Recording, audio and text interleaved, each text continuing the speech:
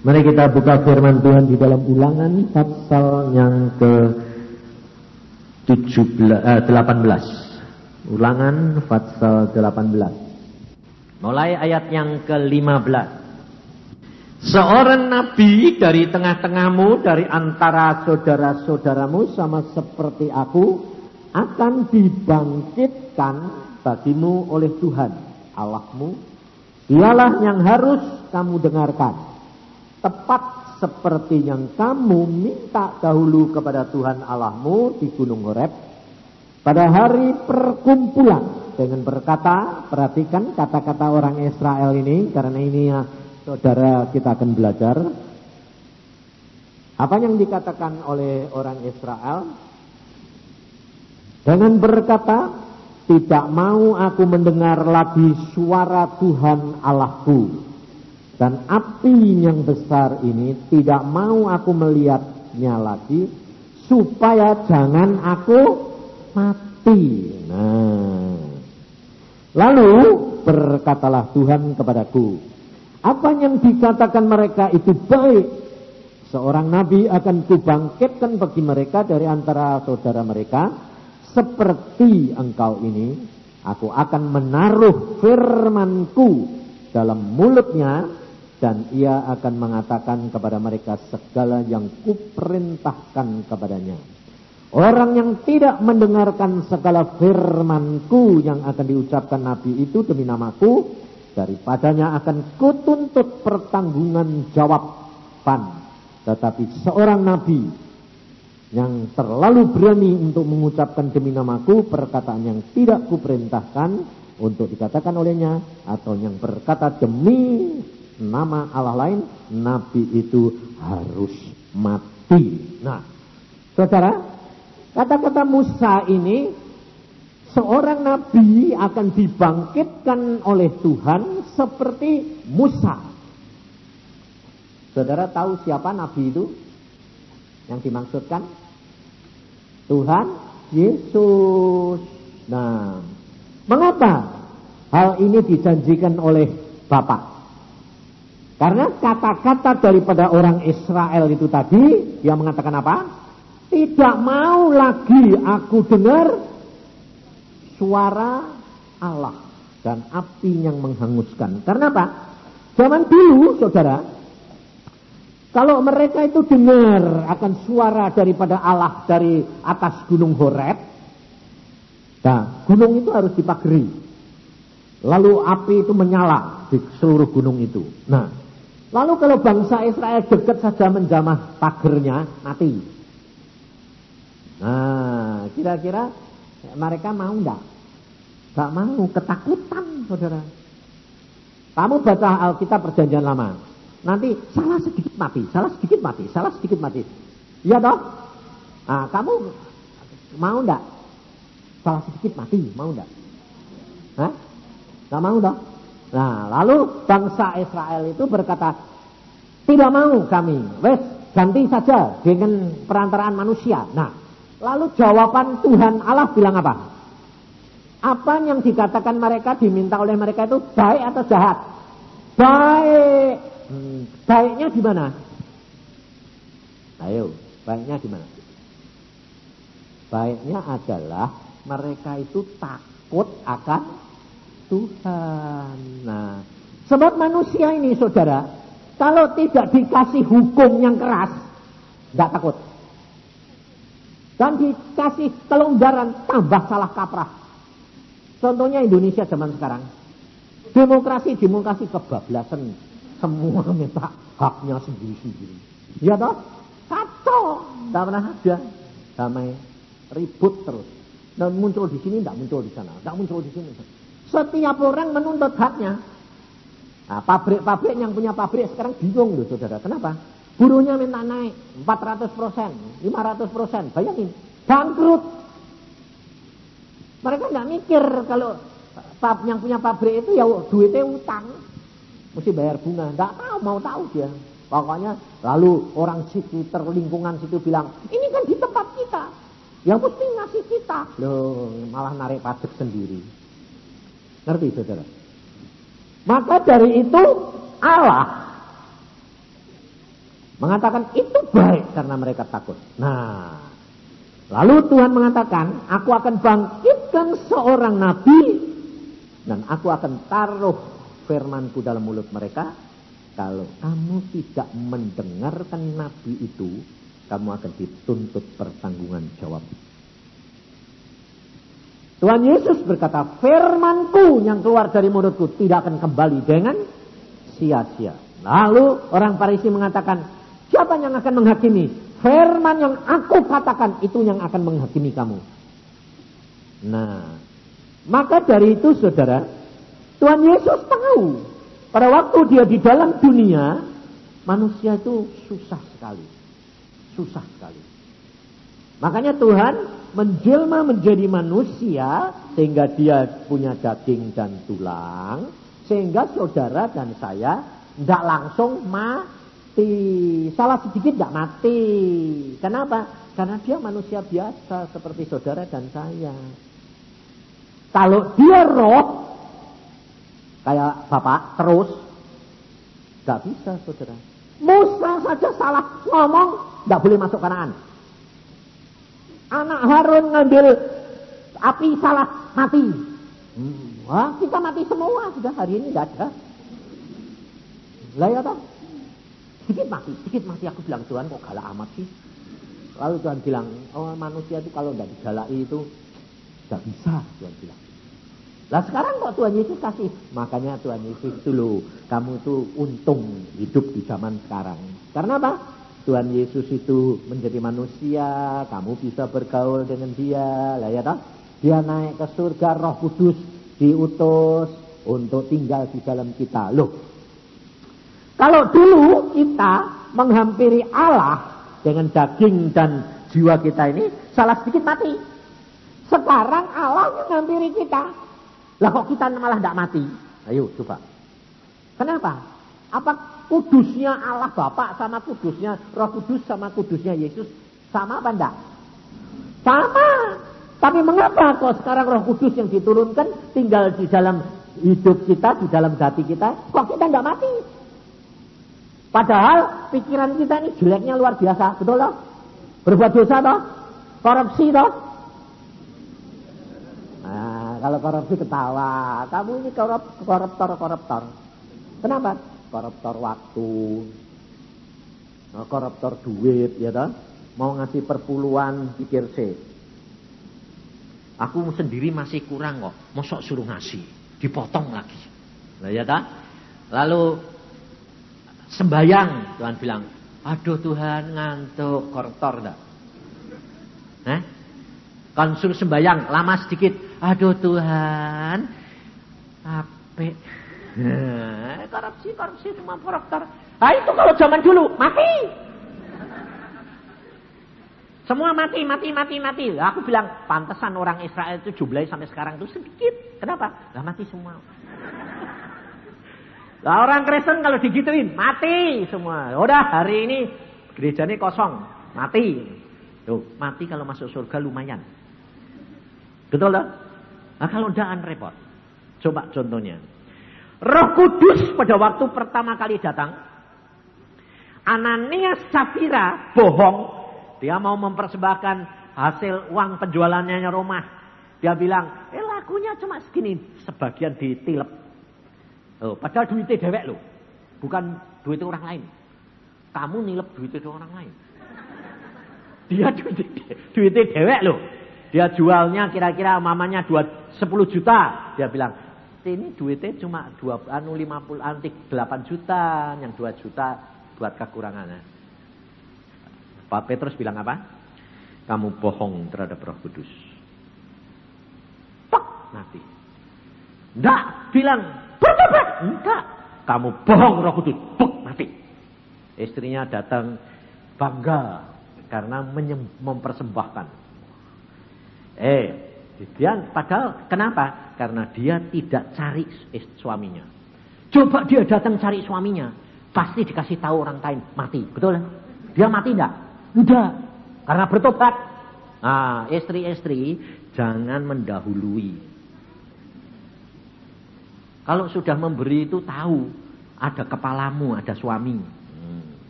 Jadi apa yang dialami suami jangan kamu alami. Gepeng. Padahal sebetulnya kalau dia itu tanya sama orang, suamiku mana? Pasti tidak mati dia karena kan suamimu mati. Hah, kenapa? Bohong.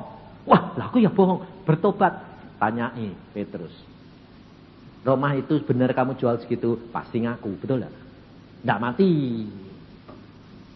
Nah itu namanya sehidup semati. Tapi masuk neraka rugi. Masuk surga tidak gandeng-gandengan. Bisa gandeng-gandengan yang masuk neraka.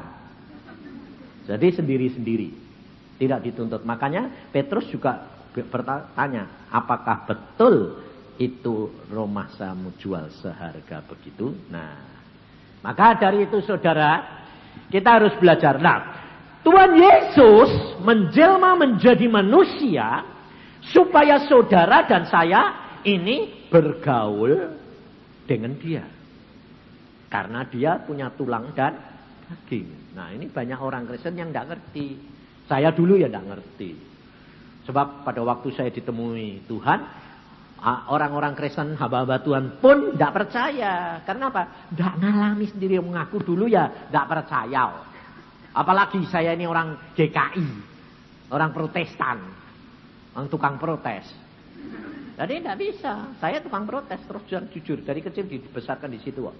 Saya selalu bilang, kalau ngomong dulu Tuhan, yang logis lah. Tuhan bilang apa? Otakmu itu cuma sak kepel. Kok kamu mau ngerti aku? Yang aku butuh itu kamu iman, nurut, rasa mikir. Tuhan bilang, lah engkau yang ngasih pikiran. Aku tidak ngasih pikiran kamu untuk menentang aku. Tapi gara-gara kamu ini anaknya Adam itu loh yang bohong, yang melanggar firman. Makan buah itu gara-gara dia makan buah itu loh, lalu menentang. Dulunya itu tidak punya pikiran ngerti baik dan jahat. Tidak ngerti saudara. Lebih enak toh? Lebih enak toh? Contohnya sekarang sih. Kamu kalau dengerin berita di Indonesia sekarang, TV, deg-degan enggak? Khawatir enggak? Hah? Khawatir enggak? Bakal terjadi apa? Pedagang asal ketemu saya bilang, Pak, masa Indonesia ini jadinya kayak apa? Aku bilang, kamu tanya gini kan mikirin duitmu toh? Aku bilang, oh iya betul. Kelihatannya sih baik. Tapi pikirannya duit itu. Iya toh?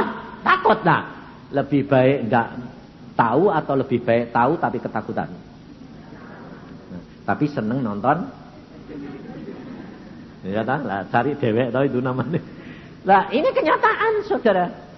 Maka dari itu saudara boleh baca, boleh nonton TV, boleh. Justru mengerti masalahnya. Saudara di situ kamu bergantungnya sama Tuhan itu luar biasa. Sebab kalau saudara dan saya tidak ada tantangan, saudara tidak akan melihat kemuliaan Allah. Kalau semuanya lancar, semus, sehat, oh kamu tidak cari Tuhan. Makanya saya bilang, Tuhan kenapa sih Tuhan? Ini anak-anak Tuhan kok malah mbok gebuki, mbok kasih penyakit, mbok kasih masalah. Tuhan bilang, karena aku cinta dia. Kenapa? Supaya jangan masuk neraka. Loh malah mbok gebuki itu malah cinta. Iya. Nah ya lucu toh. Nah digebuki kok malah cinta. Tuhan bilang, lah karena aku cinta. Tak gebuki kan dagingnya jiwa nih. Habis itu masuk surga, enak. Kamu kan sudah pergi ke surga, enak toh? Enak. Lah ya, lah kamu sudah waktu naik ke sana, kamu tak suruh balik, kamu mau enggak? Enggak. Lah kenapa kamu enggak ingat istrimu, anak-anakmu? Ya lupa semua itu Tuhan. Lupa saudara. Enggak usah janji-janji di sini. Sehidup semati. Lupa. Aku ngalami berapa kali ya lupa. Aku bilang, balik. Istrimu masih di sana. Ya biarin. Loh, kok biarin? Bagaimana sih? Lah dia kan anakmu. Aku ya anakmu. Aku mau pulang. Oh belum boleh. Tugasmu belum selesai. Ngerti tidak saudara? Sendiri-sendiri. Tidak gandeng-gandengan. Maka dari itu engkau harus sadar. Sebab Tuhan pesan melalui Musa. Siapa yang tidak mendengarkan Nabi itu. Dia akan dituntut pertanggungan jawab. Maksudnya apa? Supaya saudara berkomunikasi dengan dia secara pribadi. Sebab pada waktu Tuhan Yesus naik ke surga, dia utus Roh Kudus. Roh Kudus ini, dia kuasanya, kekudusannya disesuaikan dengan saudara-saudara pribadi. Dia tetap kudus. Tidak bisa, tidak berubah. Tapi karena Yesus yang ada di dalam saudara, firman ini, dia merendahkan hatinya untuk menyesuaikan saudara dan saya. Maka dari itu saudara mesti belajar berkomunikasi dengan dia. Sebab Alkitab sudah berkata, siapa yang tidak melakukan firman dia. Nah, firman yang mana? Ini bukan firman yang umum, saudara. Alkitab ini adalah logos, firman yang umum. Tetapi kalau saudara tugasmu itu cuma baca. Nanti di dalam kamu menghadapi masalah, firman muncul, itu wahyu, itu rema, itu lakukan, itu perintah. Nah, kerap kali adalah orang Kristen kerugiannya dan tidak pekanya itu di mana? Lalu setelah dengar ada suara hati muncul, masuk ke otak, terus diolah, dipikir-pikir. Itu tadi suara Tuhan kok suara hatiku ya? Atau suara setan? Loh, jadi sudah ada 3. Setan, suaraku, hatiku, atau Tuhan. Bingung. Setan ini ngerti. Loh, dia kan nyebut suaraku, suara Roh Kudus atau suara setan. Loh, dia berarti kan ngakui aku ada. Ya, ikut-ikut dia. Nah, setannya ikut. Lalu ngomong dari luar. Dia dalam hati tidak bisa. Dari luar. Karena hatimu sudah ada Roh Kudus. Setan tidak berani. Dia ngomong dari luar. Kalau Roh Kudus, lalu dia mesti ngomong ini. Kalau Roh Kudus, ya ndak gitu toh ya, logis. Oh ya. Nah, kalau sudah ya, pasti gagal. Pasti kamu ndak bisa melakukan. Lalu ada yang lain, Roh Kudus ngomong. Lalu kamu merasa, oh ndak mungkin. Contohnya gini, ini tadi baru ngomong. Waktu terjadi kebakaran itu di rumahnya. Lalu Tuhan, dia berdoa, Tuhan bilang sudah selesai, rumahnya tidak kebakaran. Tuhan berkata dalam hatinya, pintu yang sebelah sana belum dikunci, belum ditutup. Oh, tidak mungkin. Kenapa rasanya? Sudah. Loh, itu manusia biasa. Kalau tidak gitu, tidak normal. Kenapa? Lah karena saudara dan saya itu hidup dalam dunia daging. Saya ya begitu, jangan kira. Saya itu enggak lebih bandel. Oh, 100 kali lebih bandel. Orang Tuhan bilang gini, aku enggak suka itu. Loh, yang enggak suka kan engkau. Aku suka. Saya itu lebih kurang ajar, nakal luar biasa. Sebab saya dulu tuh mata keranjang. Sudah pacaran sama istri saya di sini dia ikut. Udah pacaran masih gandeng orang lain. Lalu Tuhan bilang, kamu itu kok nakal? Iku istrum, kamu punya pacar gitu. Aku gak suka kamu pacaran lagi kayak gitu. Gandeng yang lain. Saya bilang, yang gak suka kan engkau, aku suka. Untung loh, saya itu punya istri luar biasa, gak kayak kamu. Sebab istri saya itu kalau saya tanya, kalau saya gandeng orang lain, kamu cemburu enggak? Dia bilang, tidak. Hah? Kenapa enggak? Karena aku tahu kamu pasti menjadi milikku. Orang lain dan paling-paling ya lewat-lewat, gandeng-gandeng, tapi kan kamu milikku. Oh, luar biasa dah. Waduh Tuhan, saya bilang, Tuhan, engkau itu kalau ngasih istri kok mesti kok pas gitu loh. Coba aku dileni, aku cemburu, malah tak bikin. Lah karena kalau dia enggak, aku yang kebingungan. Lah pilih. Kalau tidak cemburu katanya tidak cinta. Tuhan bilang, bodoh itu. Tidak. Cemburu manusia itu nafsu. Cemburu na Allah itu kasih. Oh, jadi istriku itu kasih. Iya. Bukan cemburu. Bukan nafsu. Oh, gitu. Nah, ngerti saudara? Jadi tidak pernah dia pusing. Tidak pernah pusing dia. Kenapa? Karena dia tahu dari Tuhan. Pasti kamu, sudah Tuhan bilang, kamu milikku. Dan kamu tidak berani melanggar Tuhan. Kamu tidak berani tidak ngambil aku. Karena apa? Digantung pada Tuhan. Nah. Ngerti tidak saudara? Akhirnya dia tenang, santai. Kalau ada orang ngomong, oh isi Yusa itu gini-gini. Dia bilang, tidak apa-apa, tanggung jawab sama Tuhan. Nah. Ngerti saudara? Makanya saya juga ngajari orang lain karena apa? Mengalami cewek. Waktu di Surabaya itu seorang istri itu dia gini, Pak saya ini sudah tobat sama suami saya Pak. Kenapa? Nakal itu loh Pak, luar biasa Pak. Gak bisa dicegah Pak. Kalau saya cegah malah marah. Saya malah dikaplokin.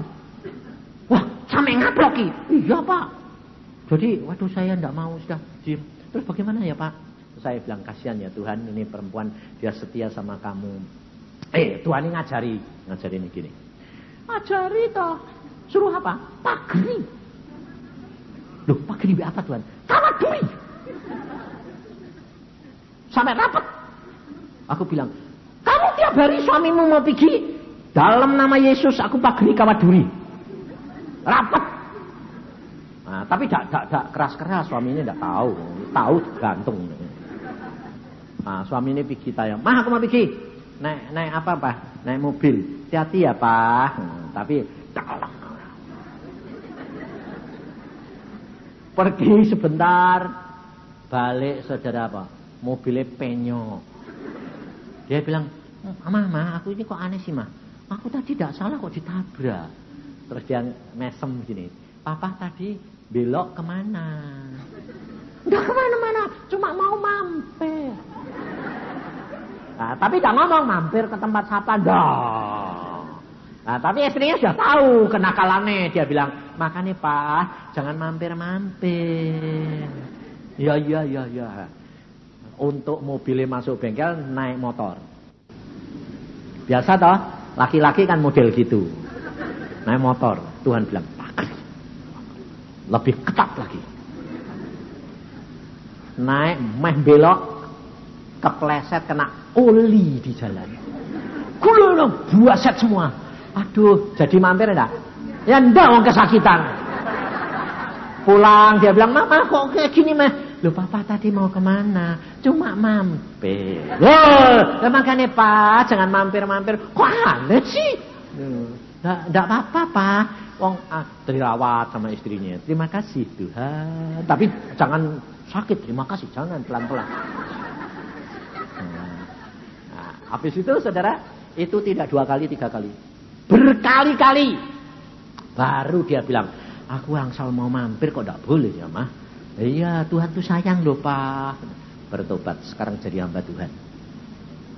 Setelah ngalami, dia bilang. Lalu setelah jadi hamba Tuhan ketemu sama saya lagi. Pak, aku dulu kok ngalami gini, kenapa ya Pak? Istrinya mesam. Tak berani ngasih tahu. Aku bilang, kamu tahu karena kamu sudah bertobat, sekarang sudah jadi hamba Tuhan, kamu mesti sadar. Kenapa Pak? Istrimu tak ajari. Wajahnya apa? Tak suruh ngawak mageri kawat duri. Jadi kamu angsal menceng mesti bonyok.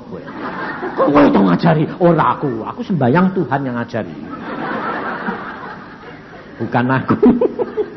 Tapi kamu nanti jangan niru loh ya. Suamimu mbok pageri mbok loh.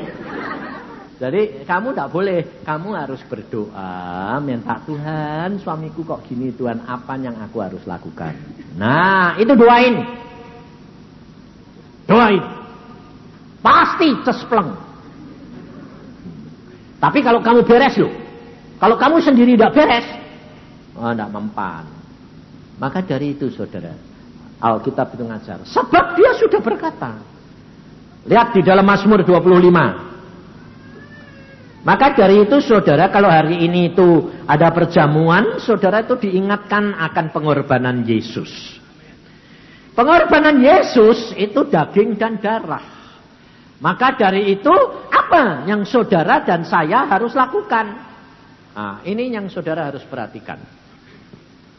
Dalam Mazmur 25 ayat 12, mulai ayat 12 sampai ayat 14.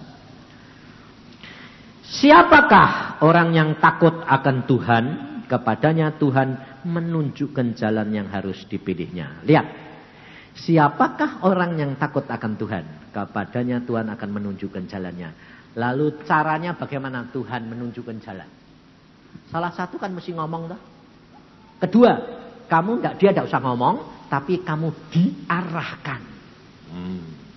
Jadi kok lu rasanya kok kayak kedorong kepingin ke sana, kepingin ke sini. Nah, gitu.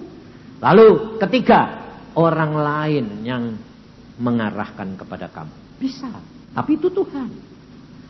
Maka dari itu kamu harus tahu cara kerjanya Roh Kudus. Itu bagian Roh Kudus. Tetapi saudara dan saya bagiannya apa? Takut akan Tuhan. Lah, takut akan Tuhan itu apa? Nurut. Tuh. Kalau kamu takut sama seseorang kan mesti nurut toh. Nurut apa yang dikatakan, lakukan. Jadi yang penting itu jaga motivasi hati saudara, takut akan Tuhan. Itu syarat pertama. Nah, kita kerap kali mau hidup suci. Hidup suci itu ndak judi, ndak minum, ndak mata keranjang, ndak mata duitan, ndak. Takut akan Tuhan itu suci. Nah, maksudnya apa? Segala sesuatu itu kalau kamu takut akan Tuhan, segala sesuatu itu kamu tanya sama Tuhan. Karena kamu sadar Tuhan ada di dalam diri kamu, mau apa saja tanya sama Tuhan. Mau berbuat dosa ya, tanya. Tuhan, aku tidak punya pikiran jelek sih Tuhan. Ini piye ini? Ini ada dorongan loh Tuhan. Saudara jangan kira loh. Kalau sudah jadi orang Kristen, watakmu yang jelek itu satu saat nanti muncul lagi. Itu normal. Demikian juga saya. Saya ini umurnya sudah 66. Tapi bekas mata duitan, mata keranjang, sombong. Sekarang sudah dihilangkan semua. Tapi sewaktu-waktu muncul saudara. Bukan muncul dalam perbuatan, tapi dalam pikiran. Aku sampai kadang-kadang ngomong sama istri saya. Loh yang apa? Ini kok muncul meneh ini biar? Apa sih muncul? Moto keranjang. Muncul ini. Nah terus dalam nama Tuhan Yesus pergi, buang, potong. Sebab itu seperti tunggul pohon, kamu sudah tebang, tapi nanti sewaktu-waktu semi lagi, cepet-cepet potong. Saudara jangan kok baik ya, semi. Tinggi, berbuah, mateng, susah. Telat. Makanya timbul, potong. Makanya saya itu punya pengalaman yang unik. Sampai bisa membedakan. Karena terlalu seringnya ngalami. Jadi kalau itu muncul, jadi kalau saya lihat perempuan cantik, saya lihat, wih cantik. Nah, ya toh? Bilang ngomong tak loh, wih cantik. Tapi kalau itu cuma bilang gitu toh, tidak masuk pikiran, itu gampang. Orang itu harus mengucap syukur karena dia dibuat cantik, bisa dinikmati orang lain. Dilihat, bukan dinikmati, yang nikmati suaminya. Nah, kamu boleh tidak lihat? Boleh. Mosok tidak bilang jok, tak boleh. Nah, itu munafik itu namanya. Makanya saya ditanya, Pak, kalau kita punya mata keranjang piye? Ya lihat. Tidak apa-apa, Pak, tidak apa-apa. Tapi kalau lihat tuh masuk di pikiran tuh Pak. Kalau sudah masuk pikiran, kamu mesti ngusire seminggu. Susah, iya, kebayang-bayang terus. Tapi kalau sudah mimpi sebulan. Masuk Pak, loh aku ngalamin yo. Makanya saya ini tidak berani bayangin. Bab itu nyusire seminggu. Jadi boleh lihat, tapi tidak boleh mikir. Jangan megang. Megang itu sudah. Megang itu sudah bahaya, itu lebih dari mikir tuh. Sudah perbuatan daging. Nanti sebabnya apa? Kalau saudara pacaran itu kan terasa toh, nyenggol aja gereng. Loh, betul enggak? Betul enggak? Nyenggol aja loh, nyetrum. Wong aku ya gitu. Makanya aku dulu tuh pacaran sama istri saya itu 13 tahun, jadi ngerti semua. Jadi kalau nyebrang dia dulu tak gandeng enggak mau. Kalau kemana-mana enggak mau. Kita biasa saja. Nah, tapi aku ya tidak kalah akal loh. Takjak nyebrang. Iya. Tapi nyebrang kan dia takut tak gandeng toh ya. Jadi tak kali deh. Nah, karena dia itu dulu sucinya luar biasa. Dijak bioskop tidak mau, dijak apa tidak mau, suci nih. Bahwa aku bilang Tuhan ngasih calon istri kok suci nih kayak gini. Lah kamu bobroknya kayak gitu. Jadi tak akali terus dia bilang. Lalu dia bilang, itu kok nakal siang. Kalau pigi-pigi kok mesti ngejak sepi. Dia selalu alasannya, aku takut. Tapi dia ngerti, wah ini di sepat sepi repot ini. Ya. Karena aku nakal itu setengah mati. Tapi ya tidak mau ya sudah lah, biar ketakutan no. Ya aku takut. Lah aku ya kasihan tuh ketakutan jantung kan dia. Jadi aku tuh dulu sampai isa pacaran 13 tahun tuh karena sing dek nenek terlalu suci. Jadi susah maju.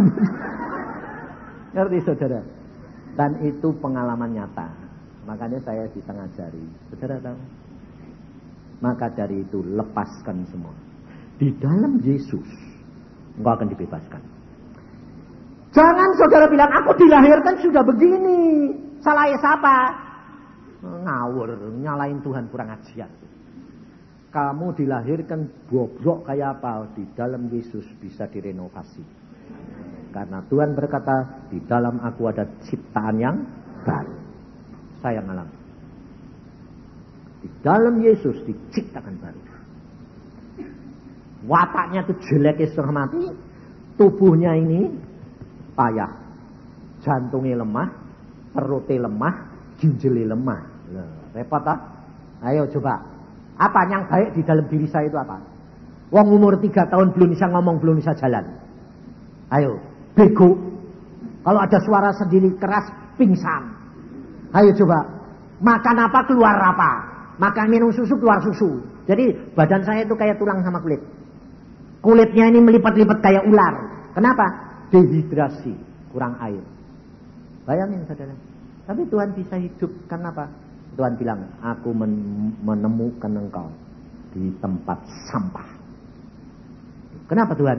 Karena engkau dibuang oleh ayah bundamu. Kenapa?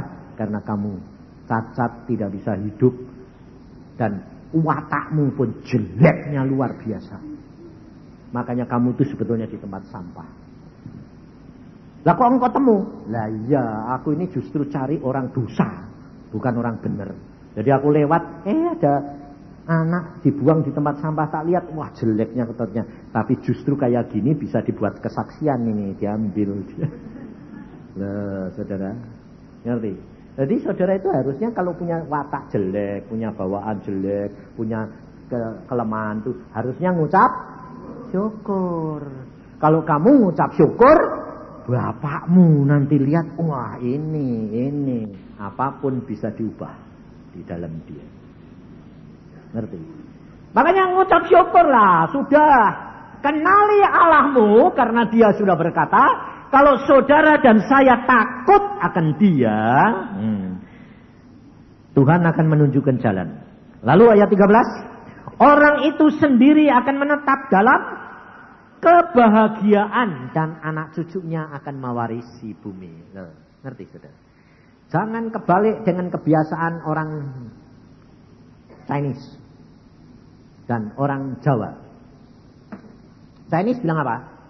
Kamu harus uhau. Ya toh?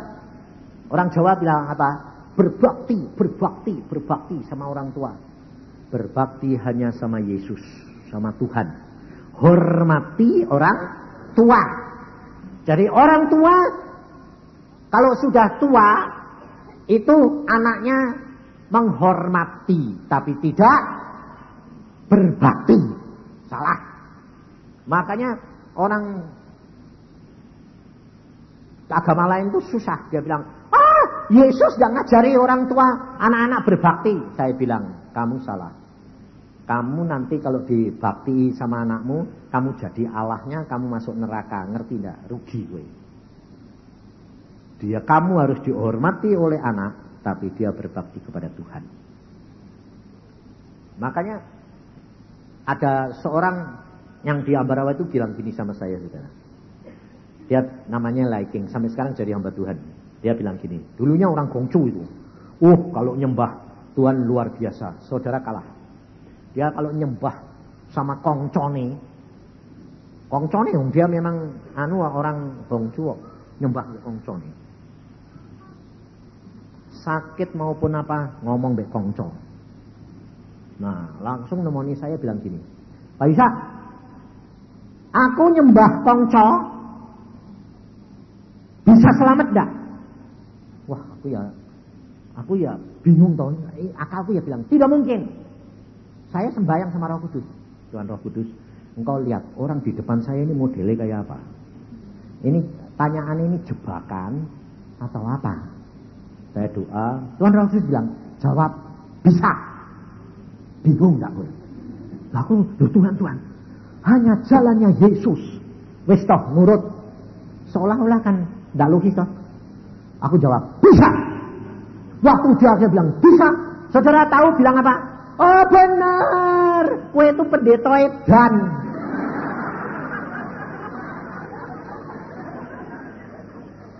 Loh, aku menyesal kenapa? Aku tanya 20 pendeta itu enggak ada yang bilang bisa. Lah, pendeta-pendeta tak tanyai, Yusa itu siapa? Oh, itu pendeta sesat edan. Lah ya bener toh, Pak. Wong 20 pendeta jawab enggak bisa kok sing jawab bisa kok kue. Ya kue bener edan kue. Lah aku bilang, nah Tuhan Roh Kudus, aku bilang, Tuhan Roh Kudus, nah dunia edan aku. Nah, ini gara-gara kue loh Tuhan. Aku gara-gara kamu, aku dikatain edan. Lalu Tuhan bilang apa? Kamu kan tidak tahu akhirnya, ini kan permulaan. Lah aku dikatain edan tuh piye? Berbahagialah kamu kalau dihina karena namaku. Oh ya. Ah bahagia dapat upah surga ya, hitung. Aku bilang gitu. Catat aku bilang. Nah, terus aku bilang, terus dia tanya, bagaimana saya bisa selamat? Nah, itu betul lah. Bagaimana Tuhan dia bisa selamat? Nah, kamu menyembah kongco ada aturannya enggak? Ada. Enggak boleh gini, ada aturannya. Semua ada aturannya, Pak. Genepi. Tidak ada satu titik pun yang tidak kamu genepi. Kamu selamat. Terus dia mikir, wah enggak mungkin, Pak. Syaratnya susah kok, Pak. Enggak boleh ini. Mana mungkin, Pak? Oh, enggak selamat. Wah ya logis ya, Pak. Enggak bisa menepi, enggak selamat. Iya, ada ayatnya. Wahyu 20. Semua kitab akan dibuka untuk tiap-tiap agama. Dan semua orang dihakimi menurut agamanya. Dan kalau kamu agama apa saja, peraturannya tidak kamu genepi, tidak bisa masuk surga. Genepi, masuk surga. Orang Israel genepi Taurat, masuk surga. Bisa tidak? Tidak ada yang bisa. Lalu dia nyerang saya, saudara. Nyerangnya gini. Kamu orang Kristen? Ya. Genepi Alkitab. Saya digituin. Aku bilang, ya. Aku bilang ya. Tidak bilang bisa, tidak. Ya. Bisa genepi? Oh, tidak bisa. Tidak selamat. Dan aku bilang, selamat. Nah, loh kok beda? Beda. Ini bedanya. Alkitab saya tidak bisa ngenepi. Tapi Yesus berkata, aku sudah genepi. Engkau jadi anakku, kalau engkau utang, gue tak bayar. Kamu punya anak enggak? Utang, masuk penjara. Kamu kaya. Mau bayar enggak? Bayar. Keluar enggak? Keluar. Tapi kongcomu belum bayar. Kongcomu tidak bisa bayari kamu, dia bayari diri ini dheweke belum bisa. Kamu kongcomu tidak selamat, kowe ya tidak selamat. Mikir dia.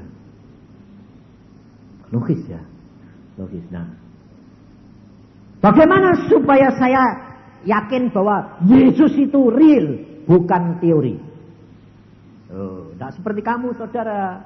Kamu bertobat, ya Tuhan, terima kasih. Ya harus percaya, ya percaya. Tapi tidak lakuin. Dia tidak, saudara. Orangnya, hebat. Bagaimana supaya saya tahu Yesus itu real? Waduh, aku ya bingung. Aku sembahyang gini, Tuhan, bagaimana? Nyuruhnya lucu lagi. Suruh sembahyang sama kongconi. Wah, tak. Laku ini loh Tuhan, ini engkau pada kok malah suruh sembahyang kongconi ini piye? Kan nyuruhnya seolah-olah bertentangan toh. Tapi kalau kamu sudah kenal, turuti. Saya turuti. Sembahyang saya kongcomu. Hah? Aku sembahyang mek kanca. Ya. Ngadep mek kanca. Konsentrasi terus ini. Nah, makanya itu ikut Yesus itu kayak silat. Konsentrasi tenaga dalam ditunjuk.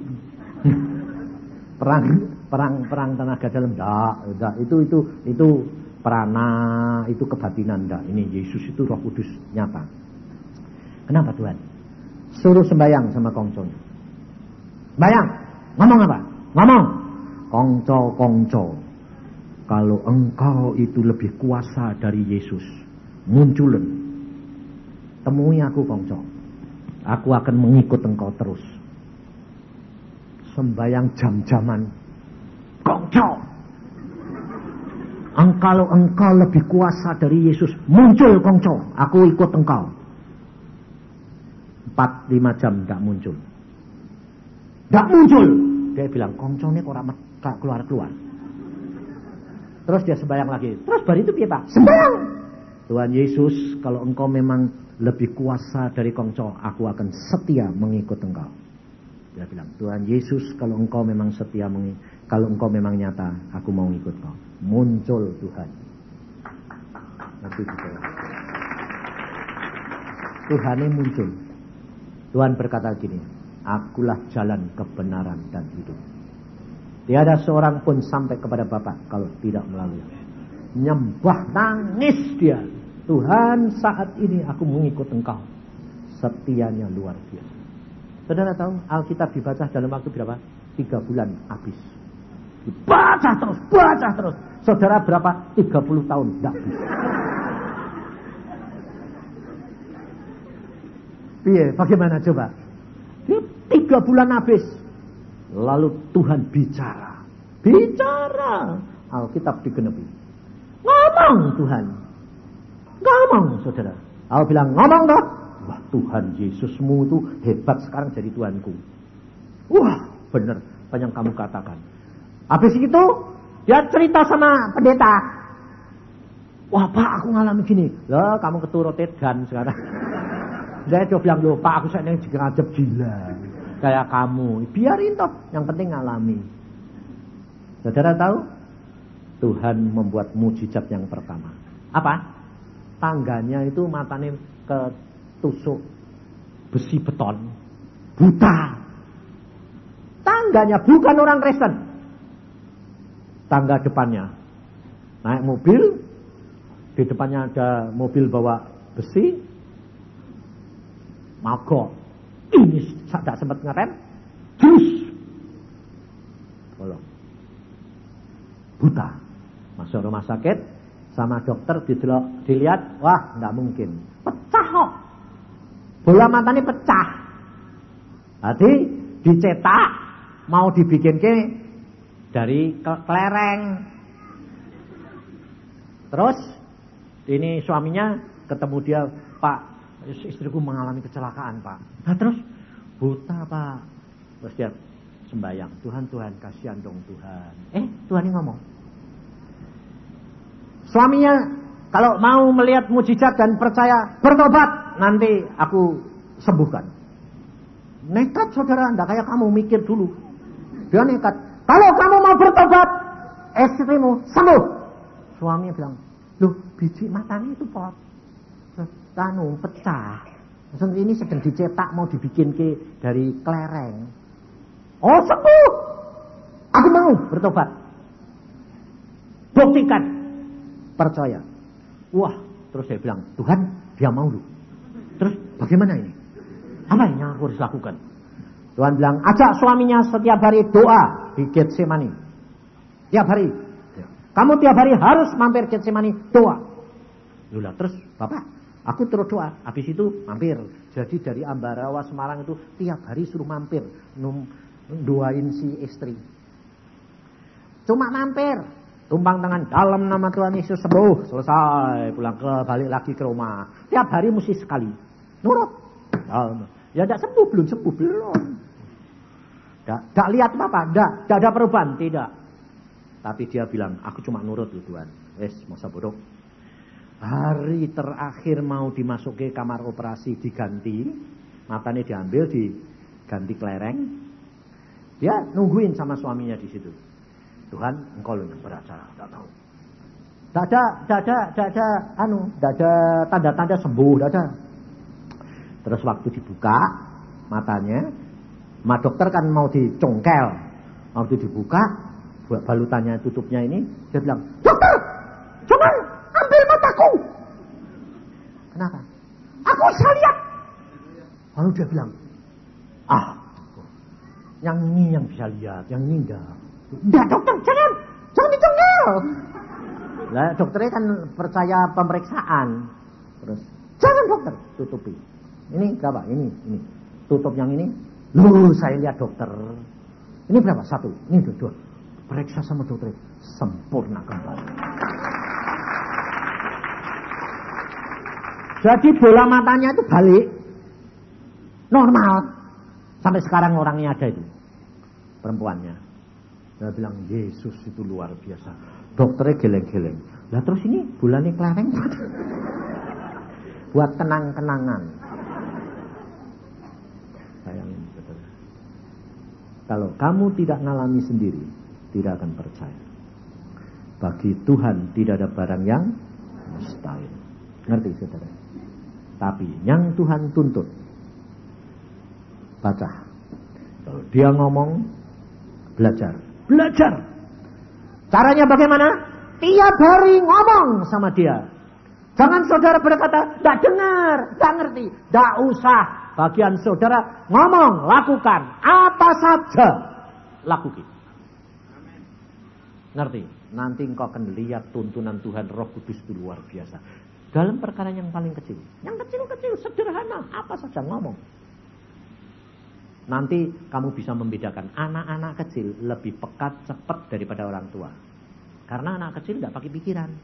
Cuma gelundung saja nurut. Oh itu luar biasa. Makanya anak-anak saya tuh Iin, Denny, Sam itu dari kecil tuh peka semua saudara. Sebabnya apa? Saya bilang ngomong dewek sama Tuhan. Mau naik motor tanya boleh enggak? Ini hujan, Tuhan mendung mau sekolah. Ini aku harus naik motor atau naik apa? Tuhan bilang, naik motor. Loh, main hujan loh Tuhan. Percaya saja, perintahkan hujan. Perintahin sama hujan sama dia. Hujan, aku mau anak Tuhan mau jalan. Berhenti ya. Hujanin, jalannya dia asal dia berhenti. Di belakang hujan lagi. Aneh ya. Itu Iin sama Denny. Boncengan. Den, belakang hujan, depan hujan Den. Kita kok tidak hujanan? Karena ada payung awan. Ngerti saudara? Nah, satu saat Iin itu dibonceng sama Denny. Denny naik dengan cepat. Cik, sepi, ngebut ya. Ya sukamu, wis bayang, udah. Terus Tuhan bilang, awas, rem. Nah, Cik kalau naik motor kan sambil ngantuk-ngantuk. Cik itu aneh, Iin itu aneh. Asal masuk mobil, les. Ya itu. Jadi naik motor ya cuma ngantuk-ngantuk. Waktu Tuhan ngomong, Dan rem. Dia bilang, sepi ya Tuhan. Kok direm? Nggak nurut. Gedebek. Ada oli. Nah motor ada oli ya. Syablak. Ini. Den. Aku nggak nurut ya Tuhan. Cik loh. Aku turut menderita Raden ini. Kamu nggak nurut. Nah ngerti saudara. Dalam perkara kecil sekalipun ngomong. Saya kalau mau naik motor itu ngomong loh saudara. Tuhan tolong lihat sih Tuhan. Depan ada mobil panda. Loh mau belok. Ser. Tuhan bilang tidak ada. Ser. Dia bilang awas. Rem. Nyata saudara. Itu tanya istri saya. Dulu naik 5 menit. Muntah. Naik mobil tuh. 5 menit. Muntah. Sapu tangan 10 habis. Aku bilang, Tuhan kok ngasih istri kok balung kiri ya. Tahu balung kiri? Tulang miskin. Lalu naik mobil kok ada isa. 5 menit muntah. Piye aku bilang. Kok naik ngasih istri kok kayak gitu. Tuhan bilang, segala kelemahan bisa diubah. Sekarang, tidak pernah tumpah, tidak pernah pusing. Saya lari 160, dia bilang, asal belum 170, oke saja. Bayangin saudara, padahal 5 menit tumpah. Ngerti tidak? Di dalam Yesus segala sesuatu mungkin. Maka dari itu, ingat, hari ini engkau diingatkan, Yesus sudah menjelma menjadi daging. Dan dia mau supaya engkau bergaul erat dengan dia. Roh Kudus sudah diberikan, bicara. Masalahmu apa saja, percaya Tuhan bisa mengubah. Jelekmu, istrimu, suamimu kayak apa? Percaya Tuhan bisa ubah. Karena dia Allah yang luar biasa. Tapi rela. Jangan jengkel, jangan marah. Seorang ibu di Jakarta, dia ngomong sama saya gini, Pak, suamiku hilang Pak, digondol wewe. Digondol perempuan. Nah, aku bilang, sudahlah, ngucap syukur, lakuin, doain dia perempuannya, doain suamimu. Saudara tahu, satu saat berapa bulan itu, suaminya, istrinya itu, yang istri mudanya, nemuin dia gini, aduh rasanya kok gak enak, sudah, Pak, kowe baliklah Pak, kamu baliklah Pak. Lah, anaknya perempuan itu malah baik sama ibune ini, nganggepe kayak ibune dewek. Disayangi, dibaiki. Akhirnya suaminya datang. Kamu ini kenapa sih kok ngusir-ngusir aku? Nggak tahan Pak, sudah balik sana. Suaminya akhirnya balik. Yang istri muda ini bilang, Bu, tak balik ki. Loh, saudara, dia bilang apa? Tuhan luar biasa. Bukan aku yang berusaha, tapi Allahku yang mengerjakan. Aku tinggal percaya, Allahku melakukan, semua terjadi. Ngerti saudara? Maka dari itu kalau nanti kamu makan, ingat, Tuhan, engkau sudah mati bagiku. Darahmu aku minum, menyatu dengan darahku, kuasai jiwaku. Karena darah ada rumahnya jiwa. Supaya jiwanya Yesus itu punya jiwa loh. Jangan bilang tidak. Tinggal di dalam aku dan menguasai jiwaku, pikiranku. Nah, kalau kamu makan daging, kamu bilang, roti, Tuhan, dagingmu masuk, bersatu dengan dagingku, kuasai dagingku, sehingga tunduk kepada dagingmu, dan engkau akan diubahkan oleh dia. Di dalam jiwamu, di dalam dagingmu ada kuasa, karena di dalam hatimu ada Roh Kudus. Komplit, saudara. Roh Kudus dan Yesus firman. Mari kita berdoa.